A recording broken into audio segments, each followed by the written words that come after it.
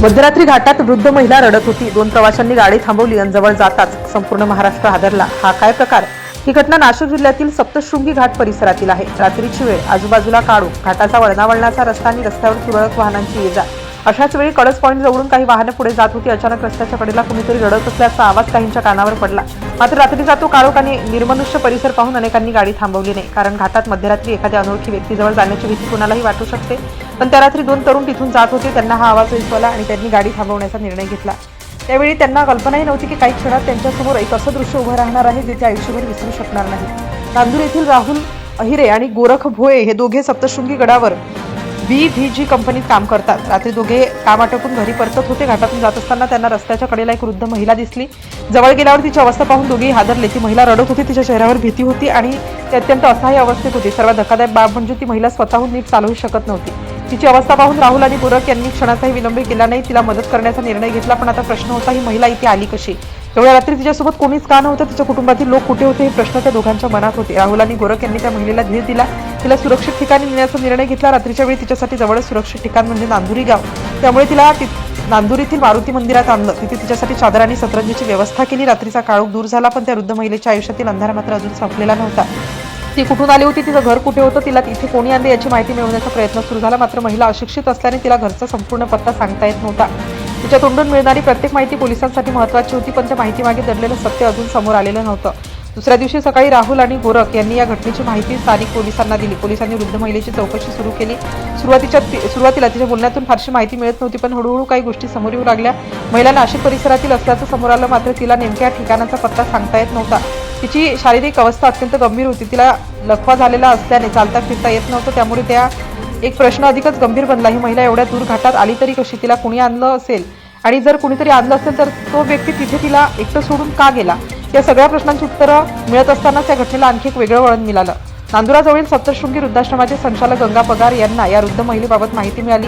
महिलेची अवस्था पाहता तिला सुरक्षित आणि कायमस्वरूपी आधाराची गरज असल्याचं स्पष्ट होत होतं। त्यानंतर नांदुरी पोलीस ठाण्यातील कर्मचाऱ्यांच्या मदतीने तिला वृद्धाश्रमात आणण्यात आलं। आता निदान तिच्या डोक्यावर छप्पर होतं, तिच्यासाठी जेवण, राहण्याची आणि आवश्यक काळजी घेण्याची व्यवस्था झाली होती। पण वृद्धाश्रमात पोहोचल्यानंतर तिच्या आयुष्याची जी कहाणी समोर आली, तिने उपस्थित असलेल्या प्रत्येकाच्या मनाला चटका लावला।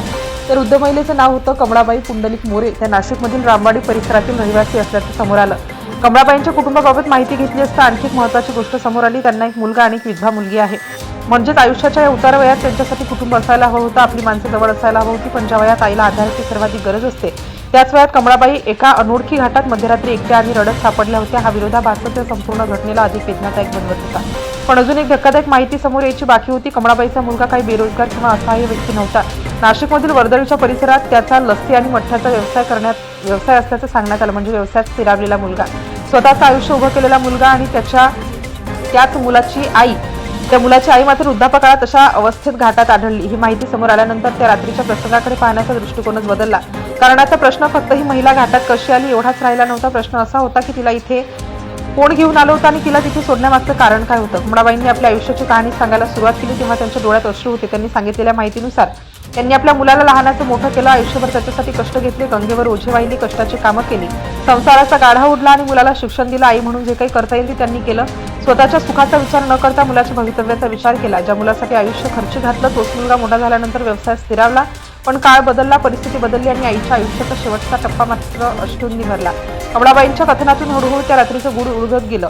त्यांच्या म्हणण्यानुसार त्यांचा मुलगा त्यांना सांभाळण्याऐवजी मध्यरात्री घाट परिसरात घेऊन आला आणि तिथे सोडून निघून गेला। विचार करा, रात्रीची वेळ, अनोळखी आणि निर्मनुष्य घाट, चालता येत नसलेली वृद्ध आई आणि तिच्या जवळ कोणताही आधार नाही। अशा परिस्थितीत त्या महिलेची मानसिक अवस्था काय झाली असेल? त्या मदतीसाठी रडत राहिली, वाहने येत होती, जात होती, पण कुणी थांबण्याची हिंमत करत नव्हतं। आणि शेवटी राहुल अहिरे आणि गोरख भोये या 2 तरुणांनी गाडी थांबवली। त्या 2 तरुणांनी जर त्यावेळी गाडी थांबवली नसती तर पुढे काय घडलं असतं याचा विचारही अंगावर काटा आणणार आहे। या घटनेत सर्वात जास्त वेदना देणारी गोष्ट म्हणजे कमळाबाईंच्या तोंडून निघालेले शब्द, आयुष्यभर ज्या मुलासाठी कष्ट केले त्याच मुलाकडून वृद्धापकाळात असा अनुभव मिळाल्याची वेदना त्यांच्या बोलण्यातून जाणवत होती। आईवडील मुलांना मोठं करताना स्वतःच्या गरजा बाजूला ठेवतात, त्यांच्या भविष्यासाठी विचार करतात, पण त्यांच्या आईवडिलांचं जेव्हा वय होतं, शरीर साथ देईनासं होतं, तेव्हा दुसऱ्याच्या आजाराची गरज जेव्हा त्यांना निर्माण होते, तेव्हा त्यांनाच ओझं समजलं जातं आणि त्या वेदनेलाही शब्द अपुरे पडतात। कमळाबाईंच्या बाबतीतही असंच काहीसं घडलं असल्याचं त्याच्या कथनामधून समोर आलं। आता कमळाबाई सुरक्षित आहेत। सप्तशृंगी वृद्धाश्रमात त्यांची व्यवस्था करण्यात आली आहे। त्यांना लकवा असल्याने त्यांच्या हालचालींवर मर्यादा आहे, त्यामुळे वृद्धाश्रमात त्यांची योग्य काळजी घेतली जात आहे। मात्र त्यांच्या आयुष्यातील तो प्रश्न अजूनही कायम आहे। ज्या मुलाला त्यांनी जन्म दिला, वाढवला आणि शिक्षण दिलं, त्याच मुलांनी शेवटी त्यांना असा आधार का दिला नाही, या प्रश्नाचं उत्तर कदाचित त्या मुलाकडे असेल. पण या घटनेने समाजासमोर एक मोठा प्रश्न नक्की उभा केलाय. आईवडिलांनी मुलांसाठी आयुष्यभर कष्ट करायचे आणि त्यांच्या उतार वयात त्यांनाच परके व्हावं लागायचं, तर मग कुटुंब नावाचा नात्याचा अर्थ नेमका काय उरतो?